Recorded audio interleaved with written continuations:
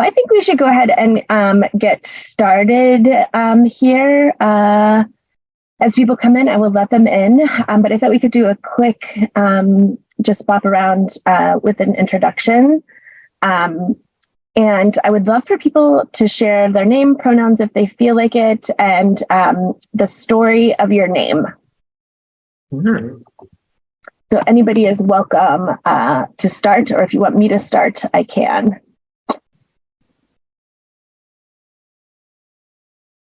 Go for it. Okay, so I'm Sarah. My pronouns are she, hers. The story of my name. My dad wanted to name me after him, and his name was George Frederick III. And he wanted to name me Georgia Frederica Lentz. And my mom said no, but I got the Lentz, but I'm the last one. I'm the last Lentz. So that is the story of my name. And who's next? I can call on someone if that's... Well, thank you, Barb. Barbara Stoddard. My pronouns are she, her, hers. I am the youngest of 5.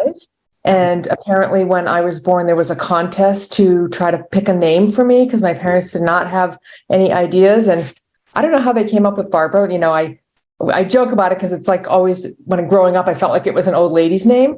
But when I was in my 20s, I ended up knowing 5 Barbaras. So clearly that was like a popular name at that time period.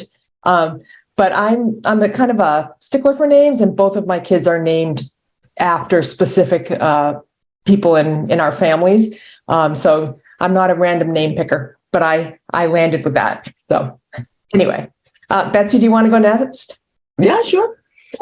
I am Betsy, and my pronouns are she, her, and hers. So my name is actually, I am Cuban, so I'm sure people have like, Betsy, that's not a Cuban name. So I was named after Hurricane Betsy that hit 1968, was supposed to hit Cuba, but wound up devastating a lot of Florida. So I am named after a hurricane that my mother just thought it was the coolest name. And she survived. So she was very grateful that she survived. And that's how I got my name.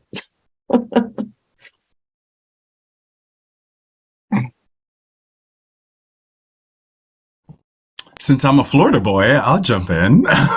Nice transition. So my name's Naja, and I have a very, very unique name.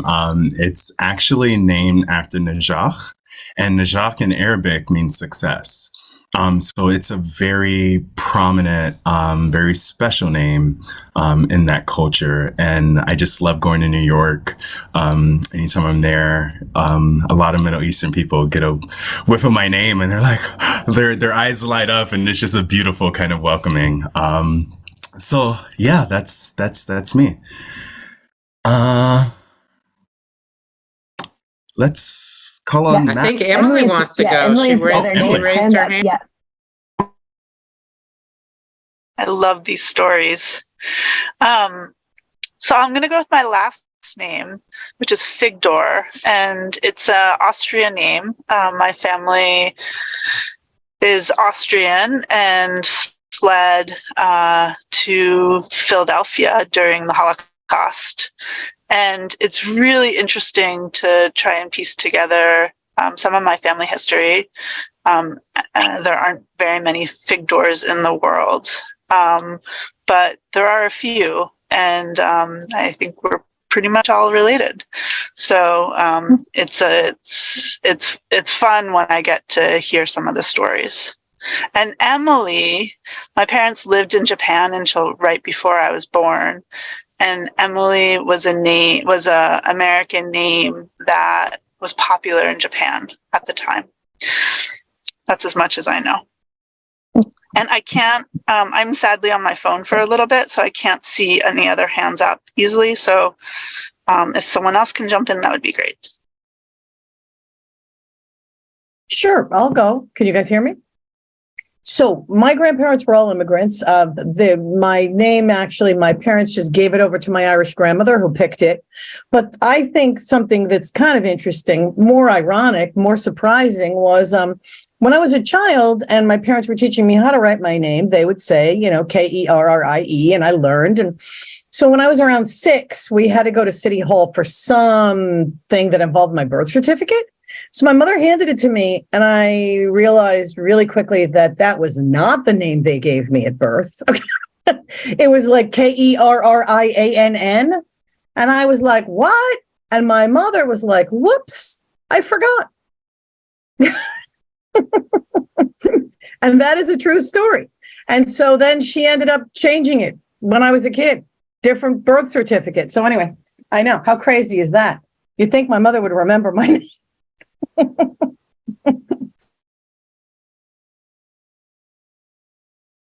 Yeah, I can go. My name's Yusuf. I go by him. Is the East African name. So usually a lot of kids being named by their grandfather. So my middle name is different.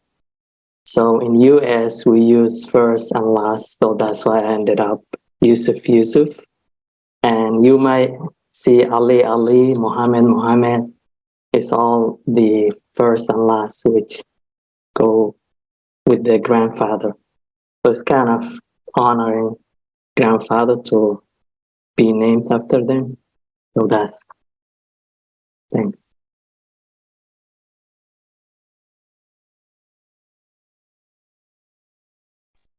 I'll go. My name is Sylvia Flowers. I use she, her, hers. When I was born, my mother was interested in the name Carmelita. And then I think one of my aunts suggested Sylvia, which in Latin means from the forest or from the trees. And my grandfather's name, my dad's father's name, is Forest Flowers. So that is the connection with Sylvia Flowers. And then side note, my daughter's name is Zahra, Zahra. And my husband, their family converted to Muslim when he was a baby. So they changed their name. So he has an Arabic name, and he wanted our daughter to have an Arabic name. And I was like, I don't know about that. And so in the negotiation, her name is Zahra, which means beautiful flower. That way we get the flowers part continuing in. I love that. I'm Venus. My pronouns are she, her, hers. And I love these stories. I think it's a great idea, Sarah. So my name, from what I understand, my mom was like, my parents are from Puerto Rico. My mom was really wanting to name me all these like popular trendy names at that time. And my dad put his foot down, and I think that Venus, if you will, Frankie Avalon, I think was a song at that time. And my dad, the story was that he was kind of out and looking in the sky. One day his car was parked and something with the song on and the sky. And he was like, Venus is going to be her name. And I was so thankful, because the names that my mom had, I was like, I did not want a lot of the ones that she told me. So I was really excited about my name. And I gave it to my oldest as her middle name.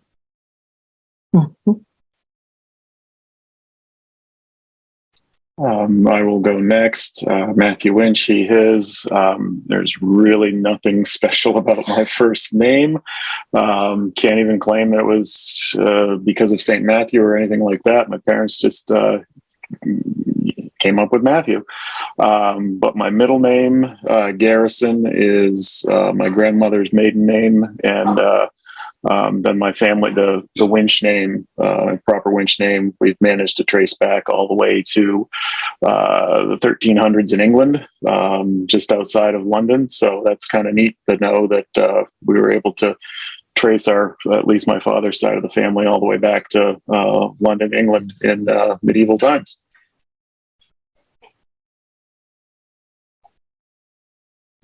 Nylet, I know you got here after the introduction of this icebreaker, but we're doing our name, our pronouns, and the story of our name if you wanted to share.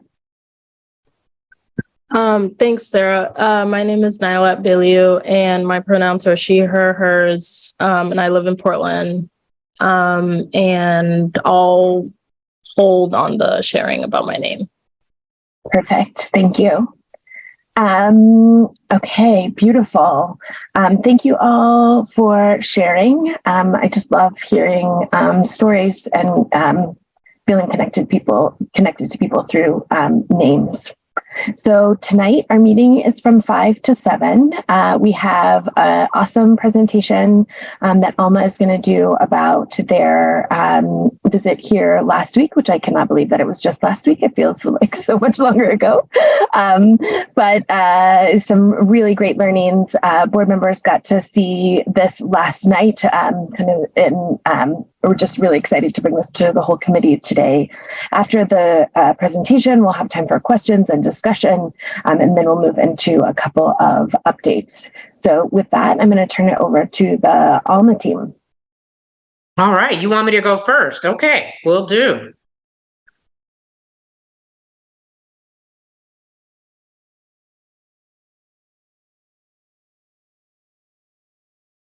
All right, thank you all. We are going to really share exactly what we did last night for you all, and definitely want to make time at the end for your questions, reactions, and we'll talk about next steps from here. How do we go from the findings to the job profile to the fully written out job description?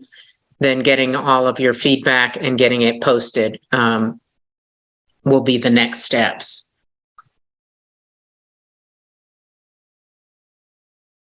So just to familiarize everybody with our search timeline, you all have seen this a number of times, but we are at the beginning of February, which is when we are at the point of finalizing our initial community engagement work, using that information to inform the job profile, and that helps us to get the job posted.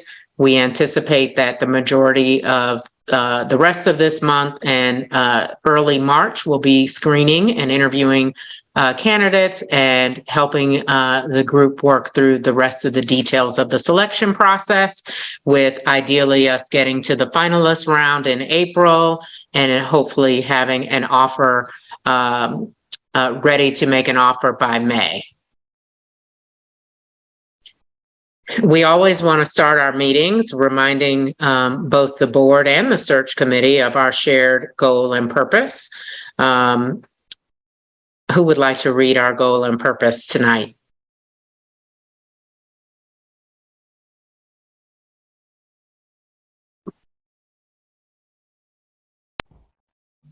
I'll read it. Go ahead, Naja. I don't know if you wanted Alma or Portland, but I don't do well with a lot of silence, so here I am. Our goal is to recruit, screen, and select the next transformative superintendent of Portland Public Schools. Our purpose is to lead a transparent superintendent search process guided by equitable input of the Portland community, while centering on Portland Public Schools' historically marginalized students, families, and staff, and designed to mitigate bias every step of the way. Thank you. So as you guys know, we designed 3 activities for community input. We had our evening community gatherings, both in person and virtually. We had our jam-packed days of interviews and focus groups. And then we had our staff and community survey, which was extended through Monday. You will see that we met nearly 300 people through the community gatherings and interviews and focus groups. And our survey responses from the time we were there until Monday really skyrocketed. So we doubled our survey participation in less than 7 days, I would say, wouldn't you, Sarah? To over 1,400 responses. So really excited about that last minute push and getting as many people as possible to submit the survey through the weekend. As a reminder, we started the majority of our gatherings and focus groups around a number of questions, starting at a high level with, what is top of mind? What do you envision for your student, your child, in Portland Public Schools in terms of the education that they receive? And then moved on to learning really about what makes the Portland Public Schools unique, what should be championed and protected and continued, and then what are the areas of improvement. And from there, we went into understanding more about the skills, the responsibilities for the superintendent and the next superintendent who will step into this position. And then lastly, we like to ask folks about that last question. What would you like to see from Alma that would demonstrate to you that what you shared with us made a difference in this process? And of course, accountability and being, I think this goes back to the transparency that we talked about in our shared goal and purpose. That's really what people want to see.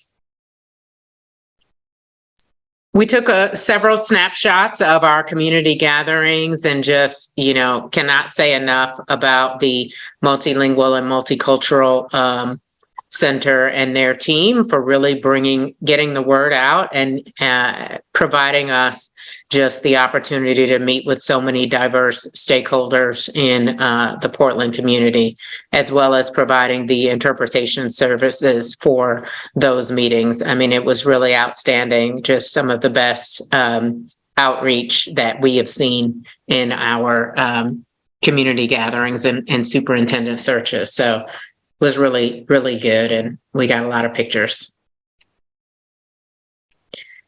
So we were able to have over nearly 50 meetings and meet nearly 300 people over the course of our time with you all. So that is, I think, really good. When we look at the survey responses, we also saw a lot of diversity and the representation of survey completers. On this question, people were allowed to choose multiple identities, so there will be probably some overlap. But as you can see, we had a significant number of parents and residents complete the survey, as well as teachers and students. I think we were able to get our student representation up from, I think it may have been 30 on January 31st to over 200, which really, I'm really excited about that. And then we were also able to increase the number of ed techs and base employees who completed the survey. There was another question on the survey about representation in terms of geography and where folks live. We saw that nearly over 80% of the respondents were residents of Portland. You'll see that nearly 17% responded as living outside of Portland. Most of those respondents were staff members who don't live within the city limits.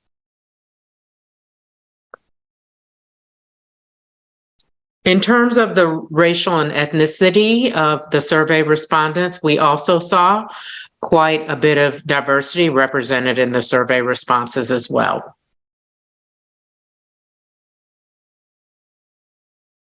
And we wanted to compare that to the student demographics of the district. We saw that it was fairly similar to the student demographics, although I will say that the African American or Black survey responses were slightly lower than this, trail slightly behind the student demographics.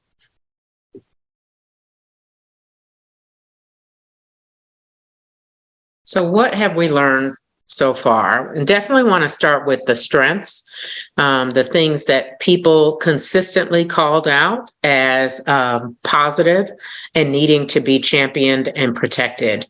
The first, almost without a doubt, the diversity of the community was touted very often in interviews, focus groups, and through the surveys. The strength of Portland rests in its diversity. And you'll see we included quotes if we could find the quotes from those conversations that really stood out to us. The initiatives around the DEI work is very impressive compared to other districts that we work with. The next superintendent needs to embrace our community and have proven experience working with a diverse system such as ours. The Portland Promise was mentioned a number of times as well. That the Portland Promise really serves as a foundational roadmap and to empower students and learners to make a difference in the world. I think that next quote really solidifies, how people feel. They have embraced this strategic plan. They know what it means. The Portland Promise serves as the longest running roadmap and focus for the district. We now have alignment on the what, and we need to dig deeper into the how. And you'll see that, I think, reflected as we think about the opportunities for improvement as well. There was a lot of recognition around the quality of the staff, the strength of the students. That came out a lot from many people through our conversations, just recognizing the hard work that not only the district level and school level staff are committing to this work, but also the fact that Portland is special. The students are strong and smart and want to receive a great education. There was mention of the commitment to collaboration with community partners, and this definitely ties into the next bullet, which is the strength and the commitment to working with and supporting multilingual families through the work of the Multilingual and Multicultural Center, definitely serving as a model for ensuring that parents are able to fully participate in their students' learning. And so several people mentioned, parents being able to have interpretation services for student and parent teacher meetings and things like that. But that was called out as a definite strength. And I love that last quote. We're dismantling barriers more active than anywhere else that I've worked. In terms of the survey responses, we saw that Portland's strengths, first and foremost, have been in advancing equity and anti-racism practices. More than 50% of responses recognize that as a strength. And over 40% acknowledge the support and opportunities for adult education in Portland. We didn't hear that as much in conversations and interviews, but it definitely rose to the top 3 in the survey responses. So I definitely think that's something that we'll call out in the job description as well. And then the next highest strength was supporting the health and well-being of students and staff. And that one's a little bit tricky because it was also identified as an opportunity to continue and deepen. So we'll talk about that as well. So areas for improvement. In the survey, the top 3 priorities identified by the respondents were improving student academic performance. And these are, over 90% of people rank these moderately to very important. Supporting the health and well-being of students and staff. And that was that little connection between what we're doing well, but probably what we need to continue. And closely behind was developing and supporting the school leaders and staff too. So I think there's definitely a connection there, recognizing the hard work that has been going on and also continuing to support those folks who are doing the work. So as we looked at both the quantitative data and the qualitative data gathered through focus groups and interviews, we really saw these 5 challenges as the key opportunities for improvement. The first was academic rigor, academic achievement and rigor. So there's a concern that the district needs to focus on preparing students for college and opportunities and other post-secondary pathways in order to truly realize the goals of the Portland Promise.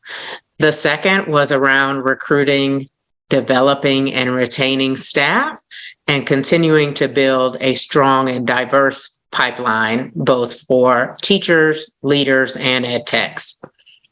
There was a lot of conversation about really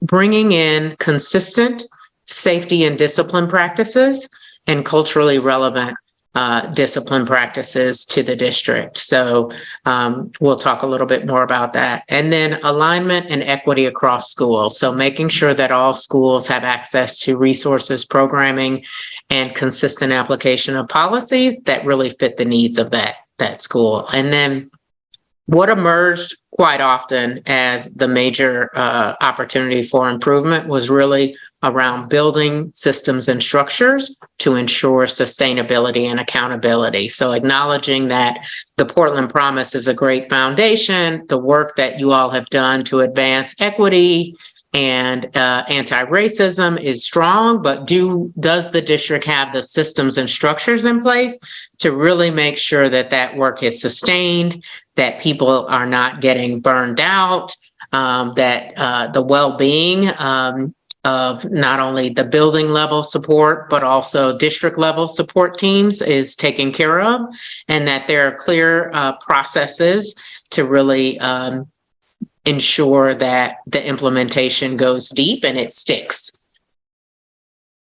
And then on the note of the systems and structures, there was this sort of discussion about the perception that politics gets in the way of true and authentic listening. And that if we have more structure and consistency for students, staff, and administrators, then you all will be able to reach your academic and programmatic goals. So just to dig into this a little bit further, the increased focus on academic rigor. So many stakeholders across multiple groups just reiterated the importance of access for all students to rigorous standards-based academic content and the focus on closing achievement gaps. And I love this quote that someone mentioned in one of our interviews: equity is achieved through achievement. And so just continuing to recognize that those two things go together, and that you will achieve equity when all students have access to the rigorous content and curriculum to prepare them for life after high school. I think to the improving safety and discipline practices, there's this notion that teachers and leaders need more consistent training so that they can really apply the restorative justice practices and uncover or unravel some of these unofficial ways of dealing with student discipline. In terms of improving the pipeline, almost everybody said we need to improve and increase the representation of BIPOC teachers and staff. And what that looks like is, wanting the district to be more innovative and to invest more resources into efforts to diversify the staff and recruit more teachers and leaders of color. Leveraging student voice and decision making. I think we heard, of course, before we arrived about the middle school walkout. Heard about another walkout that just happened this week at last night's board meeting. So I think that just continues to highlight the need for someone who can listen, who is able to establish some consistent feedback loops with students, and inviting students to the table to help solve the problems that are affecting their academic success.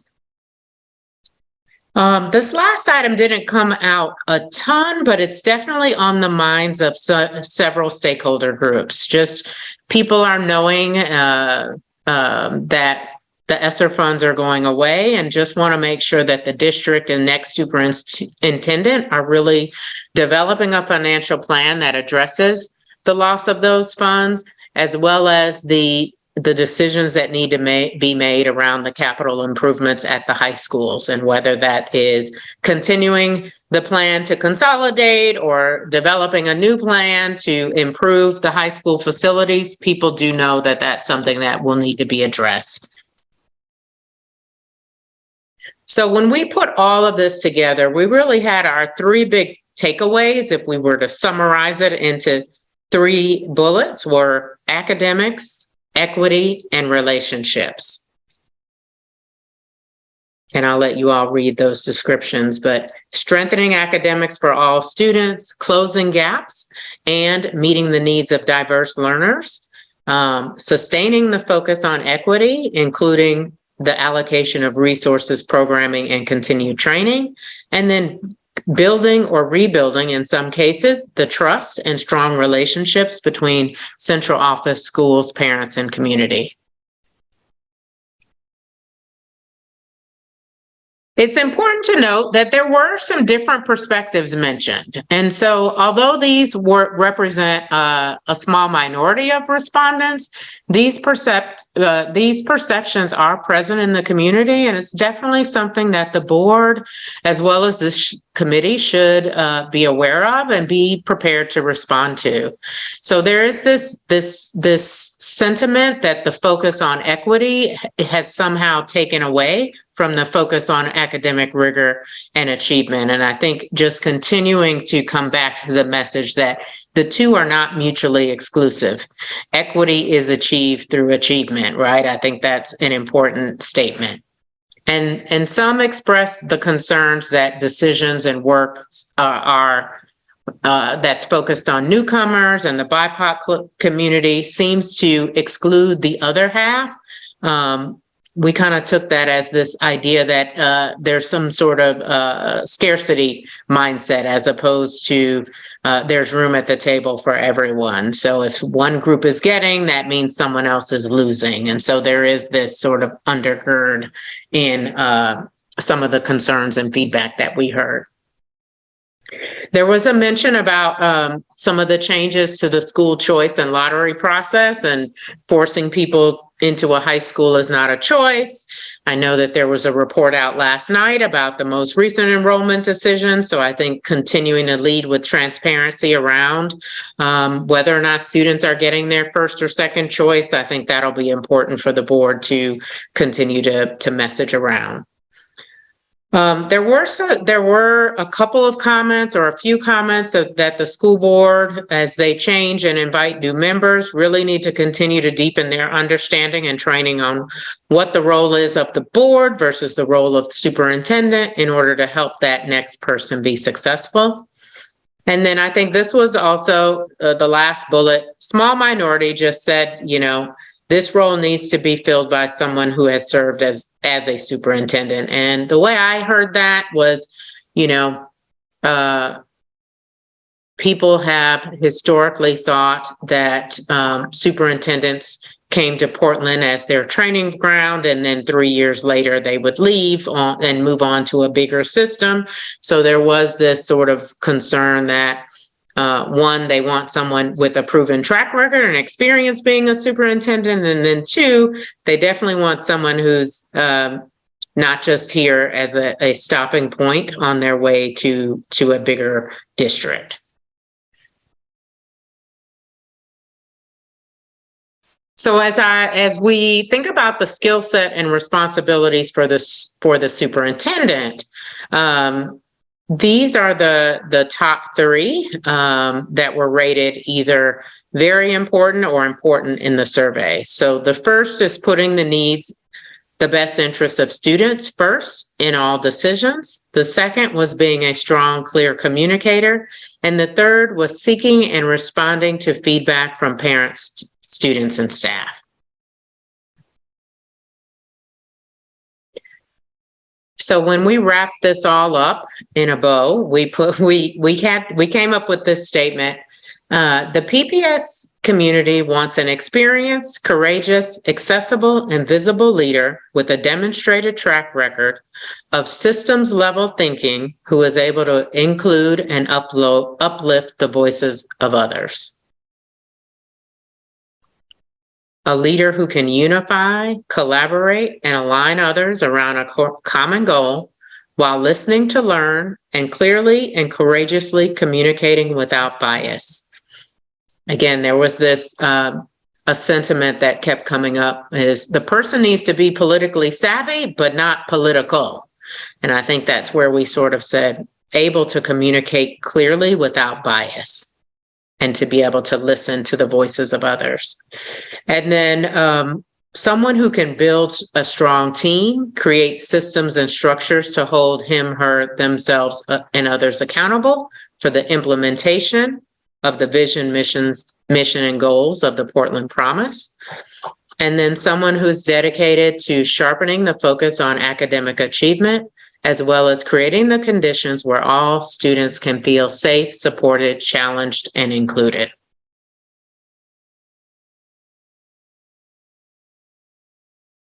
Just to dig into these a little bit more, I think the centering students in the decision-making, that came out as the putting students first, willing to make courageous but not always popular decisions if they're in the best and most equitable interest of student success. This idea of building a strong team, one around mentoring, coaching, and developing the existing leadership team, but also elevating the expertise and perspectives of all levels in the organization so that you can ensure that buy-in is built throughout and beyond the district. To the point about the systems and structures, this also came out to us in the willingness to analyze complex situations and data before making decisions, and also setting clear metrics for success, monitoring progress, and being willing to admit when things aren't going so well, or acknowledging mistakes when something didn't go as planned, and being able to make mid-course corrections if needed. Definitely, people want this person to be accessible, visible. That came out many times. We want someone who's out and in schools. So accessibility, approachability, transparency, courage, again, cultural fluency and sensitivity to understand what makes Portland special, while also pushing back thoughtfully when needed to shine a light on the challenges within the district, so that you can establish a path forward. And then lastly, this I think goes back to the building the systems and structures to really be able to manage the day-to-day operations while creating and nurturing structures that allow for collaborative and accelerated learning across the schools. So there was a question, the last question was, Portland Public Schools will be successful if we accomplish these three things within the next 5 years. And so we put all of the open-ended responses, and there were over 2,700 open-ended responses that Nita started working on. And this was one of the word clouds, and then I'll share how these align with those three big areas. So you see student, staff, school, support, teachers, education, academic, community, equity are the ones that really pop. So when we talked about the improving academics, here's a few examples from the open-ended text that came through both across multiple stakeholder groups. So increasing support for multilingual and special education students. Stay with the curriculum we've chosen. Do not change curriculum unless you have had it in place for 7 years and have the data to prove it isn't working. Work to better align practices, curriculum pacing, and resources among all elementary schools and all middle schools. Preparing students for the workforce shortage that is here and continuing to grow. College is great, but we need people in the trades. Improving student college acceptance. Better history education, including all minority groups, including intellectual and physical disability rights, queer rights, and anti-racism.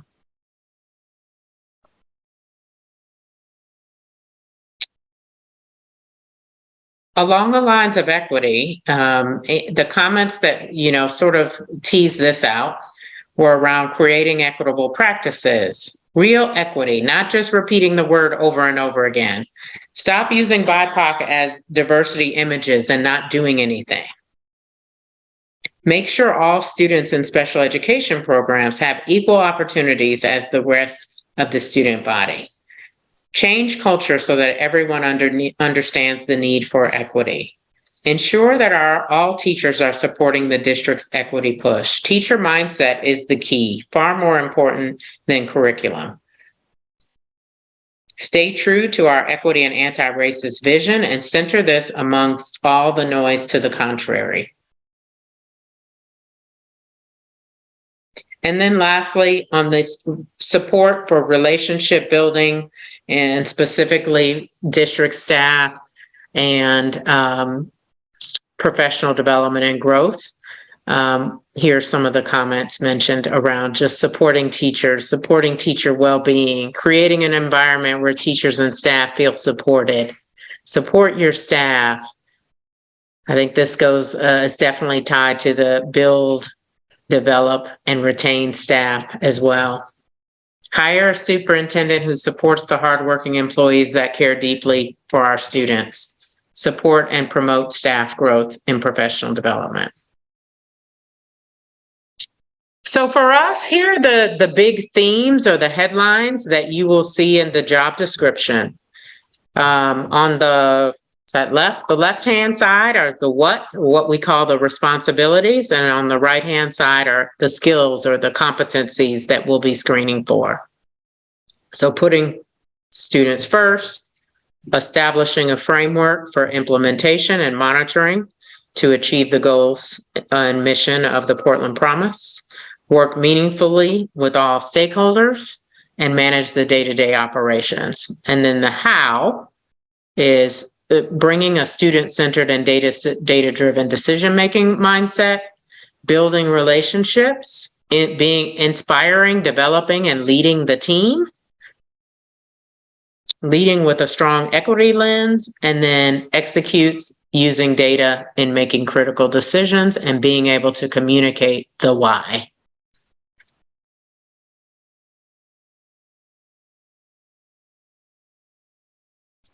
So definitely want to give you all an opportunity, particularly if you weren't at the board meeting last night. I know for a few of you, you're hearing this again, so maybe some new things have popped up. But want to hear from you all what stood out to you about what you heard. What do you think is missing and what might we need to elevate?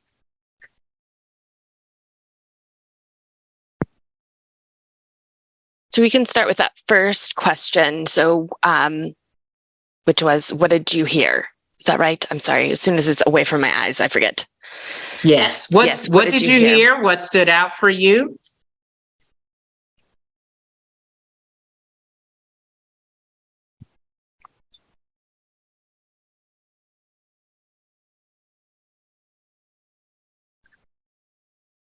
Feel free to use your Zoom hand and put it up, and I can call on you.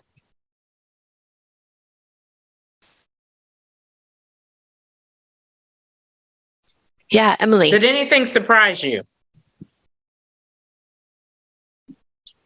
Oh, Emily. I'll just say I had an opportunity last night. So if there are others, I don't want to jump in, but I will say quickly that one thing that I didn't say last night that not that surprised me, but that I'm reflecting on is how much of it is a kind of stay the course approach, or what that the feedback is really to stay the course, to strengthen what we've been working on.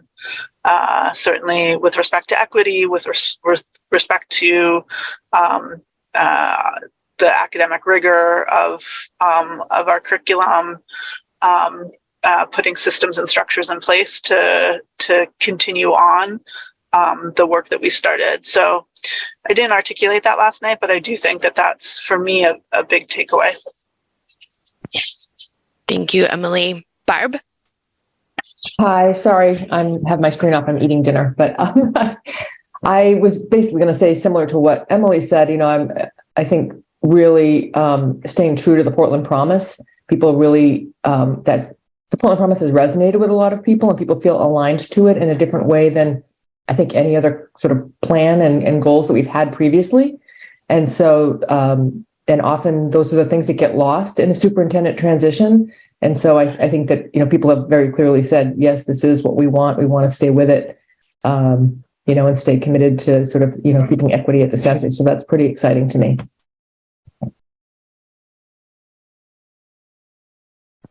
Thank you, Barb. What else did people hear?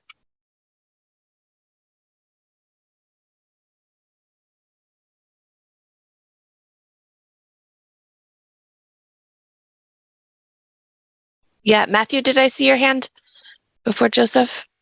Or did I make that up? Okay, Joseph. Hi, yeah.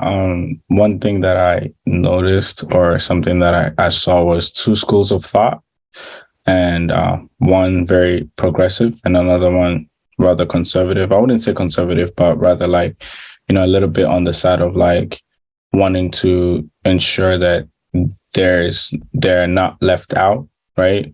And that if there's this huge focus for equity, is that other groups being left out. And so I definitely heard like two schools of thought, although like, as you mentioned, I heard you mentioning that it was like not like a major, it was not like a large group, right? But certainly something for you to like, look at and analyze. And so that was something that I heard that I found interesting, right? And interesting in the sense that like, there's definitely going to be some sort of like balancing act that is going to happen, right? And if I read a book last summer about balance, and one of the biggest takeaways I got from that book, right, was that instead of when you have a balancing scale and you look at when we think of balance, right, as in like 50 pounds, right?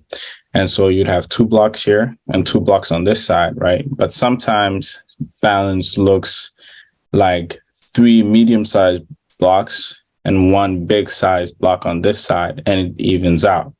And so that would be something that the new candidate would need to put in mind, is that you have to, there's gonna be moments where you're gonna have to put a lot of emphasis on one particular group, right? But that sometimes balance things out.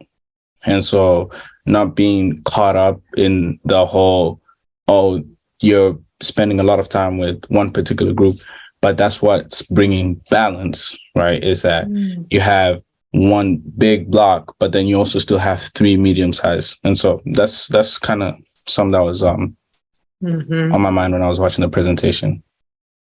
Yeah, and anyone from Alma, feel free to jump in. I feel like how I think about that tension and the way it sort of came across a lot was around this, it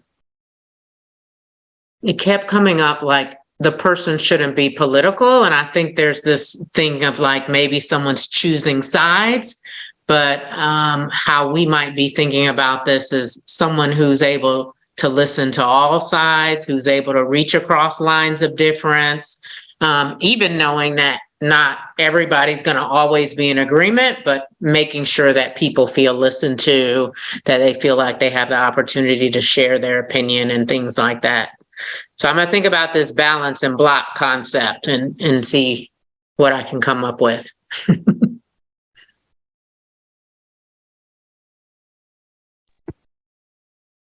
Yeah, I love that too. Mm-hmm. Folks that haven't spoken. Oh, yeah, Barb, go ahead. Sorry, I don't need to go yet if other people want to speak. An observation that I have had is I find it really interesting, this sort of elevation of student voice that has come up in various places, because sitting on the leadership team, that has been front and center for us. And I think we think we're doing it. And so if there's like a disconnect there, I'm just really interested in sort of understanding whether it's not visible or how we're doing it is not, observable to people, or if we're not doing it how people think we should be doing it. So it made me curious. Yeah.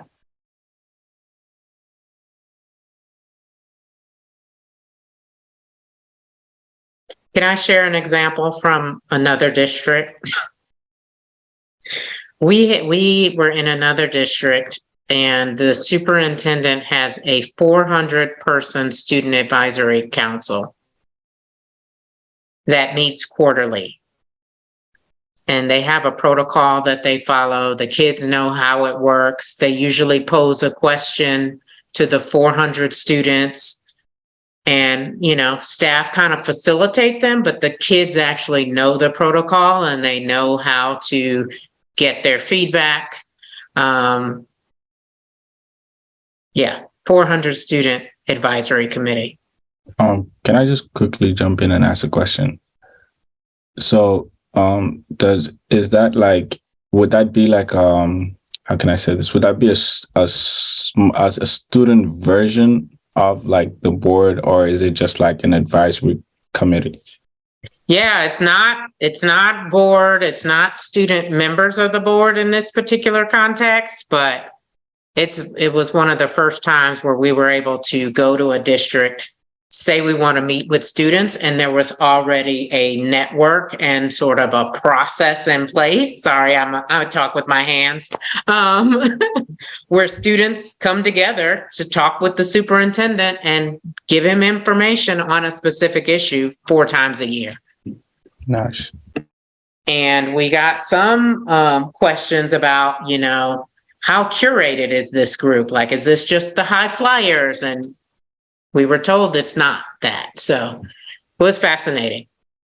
This is not a problem-solving discussion, but yeah, Barbara, I just thought that was so, to your point, like, what does it look like? What can it look like? What are the different ways? Because we love seeing student members on the school board, but we know, like, some kids are busy, and making board meetings and all of that every month or more than once a month is hard. So yeah, student board members are great. There's so many other, I'm sure, innovative ways to really do this. Affinity groups, you know, are also popping up these days. And so, Venus, were you going to jump in?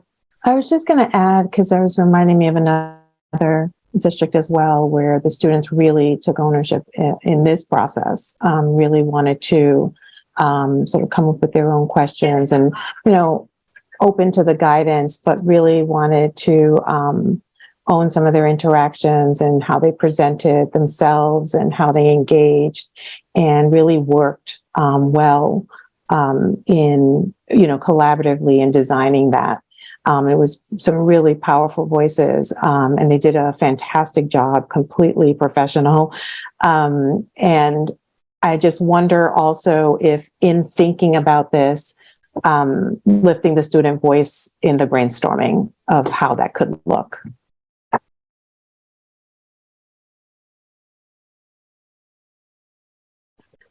But I think that, like, overall, what I'm just hearing and have heard from other board members as we were processing last night is that there is like a disconnect, right? And so how are we, like, I think the important thing is, like, the next leader has to be so invested in the feedback loops and making them stronger and bigger and listening, right? So that's the piece that I'm kind of like taking away, because, you know, I think everything named in here, like, there were no surprises really to me. Like, it's like things that I hear across all over the place, right?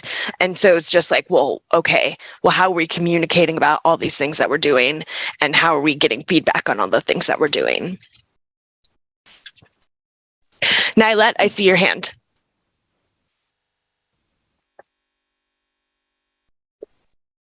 Could y'all link the presentation in the chat if that's possible? I just can't find or go back to it. Sorry. And yeah, that was what I was going to ask. Sorry, I just need to look at something real quick. Yes, we'll get that for you. Matthew? Yeah, I was just reflecting on what you had just said, Sarah, but as well as what I was thinking, it struck me that some of these items that are raised, it's like like the Portland Promise or student achievement or the social well-being of students. Those, I think, were the three primary items going back to the beginning of your presentation, correct, Sylvia? And you had sort of asked the question about, the social and emotional impact being sort of this double-edged sword, where it was a comment of concern, but it was also something you saw as promising in the results. And the way I looked at the survey when I responded to it was to categorize things, student achievement. I feel like there's strong evidence of good student achievement, but that doesn't minimize the fact that it needs to be continued and championed and shepherded. The same with the social, emotional well-being of students, that those things have to have individuals that are going to be strong leaders around, or bring strong leadership around those core criteria.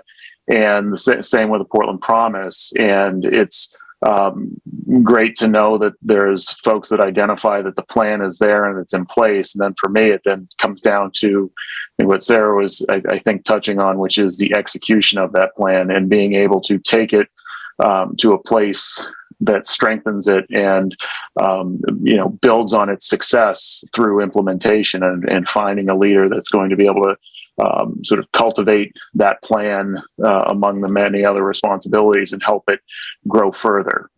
So that's sort of what I have taken away from that.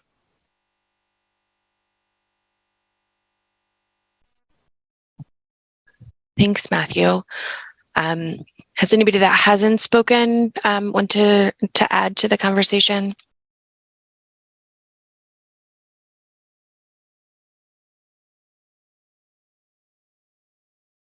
Okay. So sorry, I can go. Okay, go ahead. I'm just taking my time or digesting the information, but I think that I don't know. I'm kind of weary around student engagement because I just feel like we're not in a state where we can properly empower students and we can properly give them resources, or at least,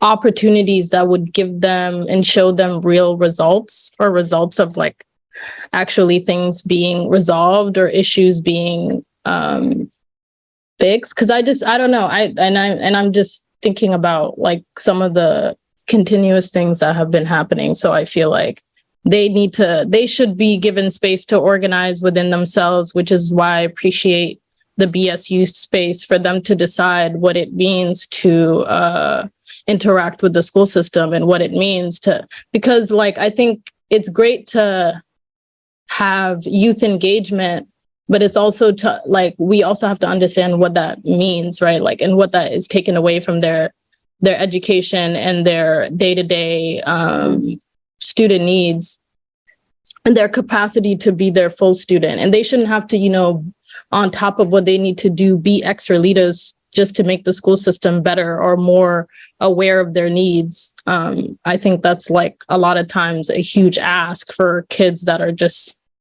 trying to get through. And I think that's my thing too, is I would want a leader that has the capacity to recognize those issues instead of needing to rely on the empowerment of these students, or for them to just be these, heavy-ended like advocate. And I understand like youth advocacy is great, and I am like a huge advocate for it. But I think sometimes we put so much social pressure on our youth that we're not really understanding the deep meaning or how it deeply impacts them and their capacity to, just be children.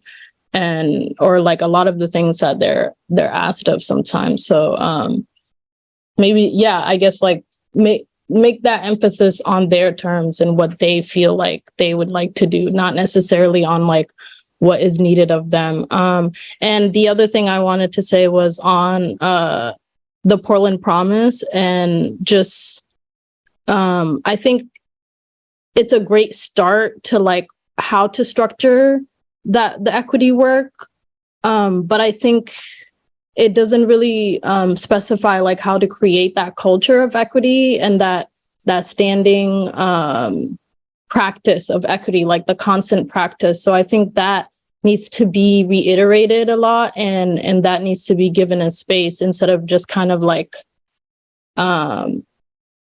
instead of just using that as the tool to getting equity. I think there are other ways we have to look at, where can we impact our school system?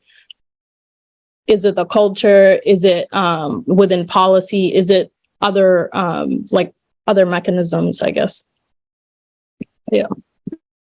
Can I ask a question about that? I just want to make sure I understand. What resonated with me when you were talking about student engagement and youth engagement was the make it on their terms part of what you were saying, versus what the district wants input on. Is that the gist of what there's a space for them to have their own space to talk about issues and organize and bring things up, and then there's the other side, which is the district sort of asking for them to do stuff? Collectively, getting folks together to ask for participation rather than a student-led group that is structuring their own group and leadership in their own way, and how they interact with the district in their own way, because that's real empowerment. They're deciding what their relationship is going to be with the district, and how they're going to even be seen by the district, right? And it also even goes to talking about their capacity as well as students. If they know their own capacity, they're going to participate to the extent of their capacity. If they're being asked to do something for the district, a lot of the times the district isn't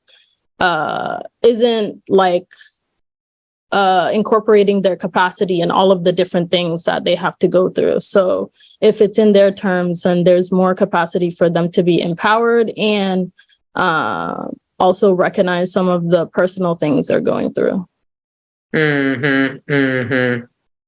Yeah, I'm hearing there's this fine line between student engagement versus youth empowerment. Yeah. Yeah, thank you. Is anything missing from you all's point of view?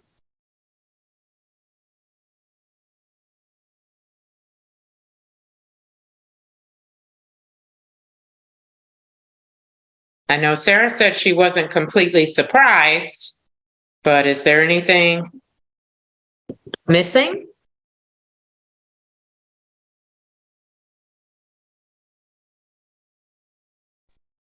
Oh, Alyssa?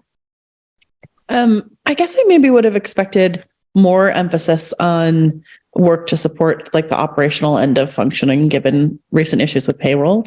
That actually came up, it seems less than what we generally have been hearing about lately, I think. So yeah. Yeah. Where I heard that come out was really around this person being a systems thinker, a systems structures implementation, sort of that's where I heard that come out as it relates to some of the operational challenges, as someone who can really organize the team and structures to support making sure, I guess, if I think about some of the things making sure that things are codified, making sure that processes are documented, making sure that people are cross-functionally trained so that information isn't walking out the door if it all rests with one or two people. So I think the way we sort of wrap that up as a package is this building the systems and structures to ensure the sustainability, whether it's processes, initiatives, programs, or even central office sort of operations.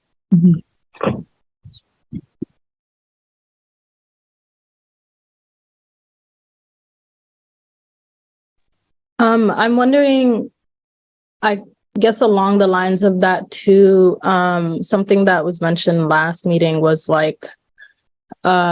just not necessarily the professional development, but the training needed for teachers to be able to just for new teachers to be able to sustain a curriculum and to have a support system.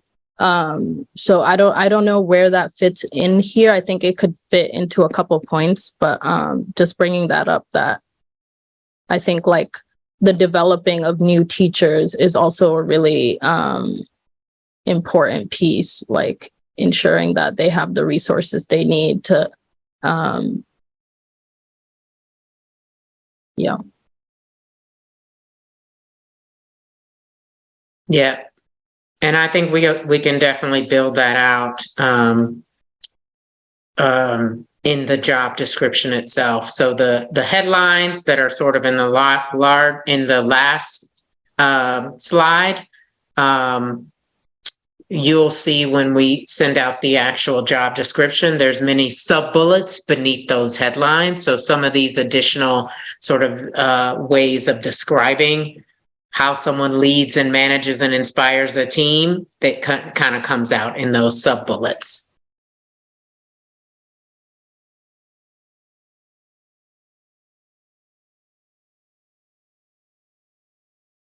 Anything else, Sarah?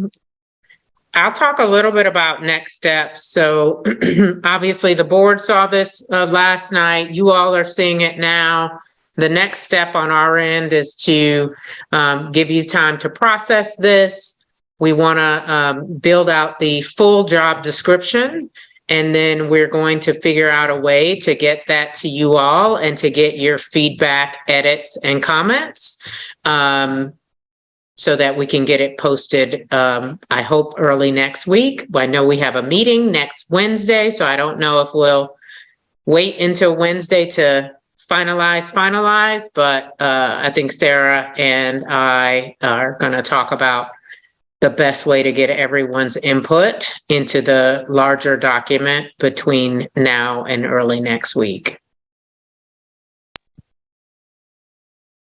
And Sylvia, would you want to talk at all about kind of the besides the job profile, just kind of like the bigger process, kind of like what the next steps are after the job profile is posted? Yeah. So ideally, if we could get feedback and edits to the larger document, and we would love to post the position early next week. And then we will begin our official sort of recruiting, making sure that we're sharing the job description in many different posting locations. Naja has already begun developing a sourcing list, looking for potential candidates who may or may not be looking for a position. So some of those conversations have already begun. Typically, we wait a couple of weeks to kind of cultivate the pool, and then we'll begin kind of the initial screening that Alma does. In next week's meeting, we hope to really talk about and think through the selection process steps and figure out when we will present the slate of candidates for board and search committee sort of next step in the selection process. So that's what's coming next. I think that will, once we make some of those decisions in our next meeting, then thinking back to the bigger timeline, March will be when you and the board may start engaging with candidates. So I would say, if I think back to those key activities, March 16th, we'll be thinking about selection process. We'll probably do some initial brainstorming on interview activities. Between then and probably our March 2nd meeting, we'll probably do anti-bias training. Is it March 2nd? Is that the right date? That's what I have in my head. Let's see. I think it's March 2nd. It's the first week in March. Yeah. Oh, we can kind of like lay out we can build that out in the calendar too. Maybe in one of our next conversations, Betsy. Yeah, March 2nd, we'll probably do the anti-bias training. And then we'll be ready for the next step in the selection process. Beautiful. I see Emily's hand. So when I get your question or thought, Emily, but then also I'm just curious what questions people have kind of like in terms of moving forward, or what information do you need? Emily, what are you thinking? I'm sorry, I have a very practical question, which is I'm just wondering about the scheduling. Just knowing that scheduling is hard and already feeling it in my own calendar. I'm just wondering how you approach that, given you have so many of us to deal with. So are there dates already blocked out? Is it possible to block out some dates? I know we don't know how many candidates will end up wanting in our process, and that's probably part of our conversation next week. But just if you can give me some sense of how to think about that. And I'm sorry again to ask such a kind of personal question, but just already thinking about it in my own. Yeah, obviously. Yeah. So once we come back and really decide what the selection process steps will be,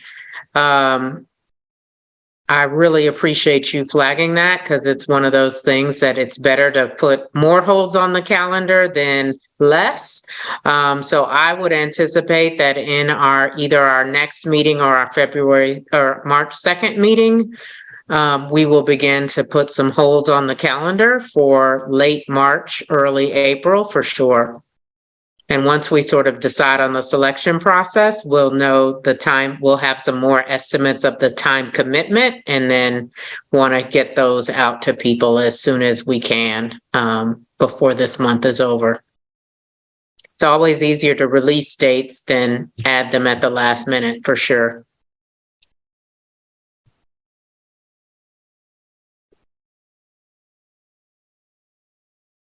All right. Well, thank you so much. Oh, I just wanted to double check if there are any other questions that people have about what's coming. Okay. Yeah. And I would just add that, it is a little bit like a Rubik's Cube right now, like working with this committee, working with the board, really trying to figure out who's doing what and where the key decision making points are. And I think kind of like right now, our biggest focus is on that job profile creation. And once that gets posted, then we have a little bit more time to do kind of like the, hopefully all the scheduling. So that is like the push right now, is to get that job profile moving. And what that might mean, though, is also within the next week, a little bit of pre-work before our meeting, or some quick turnarounds where I might need your feedback pretty quickly on some things. So just want to give the heads up on that this next week, there may be some faster moving things to do. Beautiful. Okay. Anybody else from the Alma team have any thoughts they need to share or want to share? Okay. Beautiful. Well, thank you all for being here, Alma folks. Appreciate it. Definitely. Absolutely. Beautiful. So we have two orders of business, and I'm sorry I did not get a formal agenda on weeks where we have a board meeting and this meeting. It's a little bit tighter for me to be super formal in all aspects. So hopefully that will get better as we move forward. But that also brings me to a really exciting point of news, which is Betsy volunteered to co-chair this committee, which is like the best news. And so I think that will also help just like build our capacity a little bit in terms of communication and organization. Yes, amazing is right. I feel very, very lucky to have Betsy's leadership and experience coming here. Thank you. Yeah, and just I'm super excited because of the job that you do within the district, and also your just passion and dedication to all of our families. So anyway, I feel like we won big time with your volunteering. So thank you for that.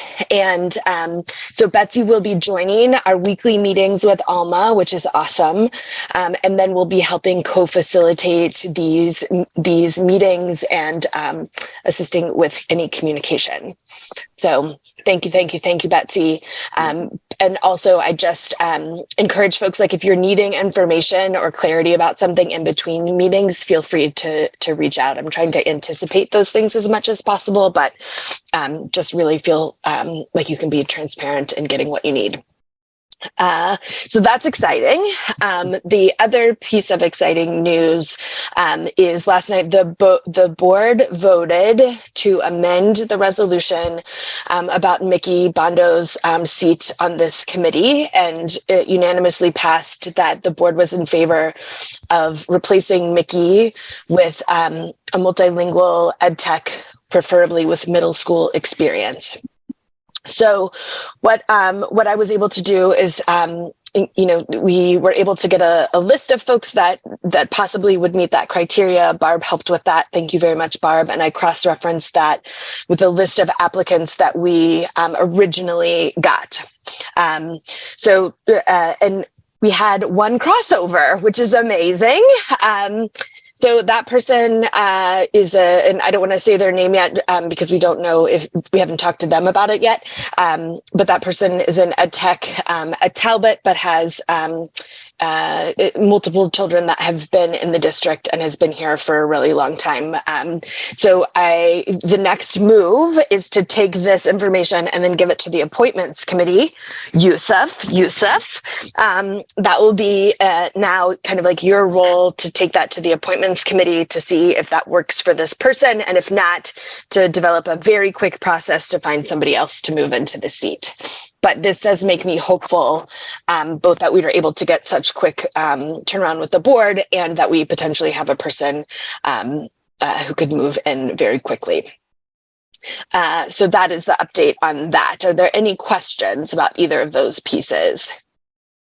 I'm sorry, did you say the name of the person, or you said that the invite has to be made? Okay, yes. Sorry. Yes. Okay. I just, since this is being recorded and I just don't want that person to hear about it through this meeting as opposed to us inviting them. Any other questions? Great. Then I'm going to move that we end early tonight, if that's okay with folks. Take that time back a little bit, use it for something delightful. Yeah, Joseph is like, yes. I love that. And so we will see each other, is it next week? Beautiful. And Betsy, we're going to add you to the invite so you can join us on Friday. Perfect. Okay. Right. Thank you all. Already done. And thank you, Alma. Really appreciate it. Okay, have a good night, everyone. Thanks, Thank y'all. you. Have a good one.